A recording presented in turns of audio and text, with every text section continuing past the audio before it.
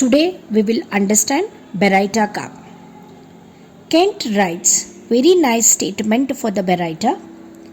I read Kent Para. The Kent says, you will have patients to treat where slow development manifests itself in a girls 18 to 25 years of age who do things they did when they were children and say things as they said them when they were children. They have not come to womanhood. They are late in taking on the activities and uses of the woman. They lack the prudence of the woman. They have not become circumspect and say things just as a boy or just as a little girl would say them. That is the dwarfishness of the mind. Kent wants to explain that Baryta patient have a 75 IQ.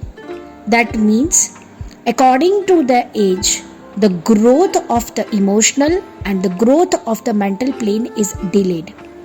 Take an example that a girl of an 18 years will behave like a 15 years and the 25 years old woman will behave like a 20 years. So they are, according to their age, they are delayed for 2 to 3 years.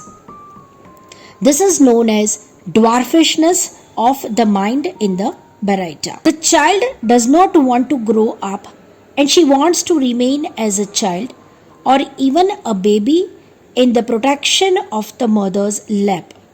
Again, this shows us that they don't want to grow up and they are delayed in their development.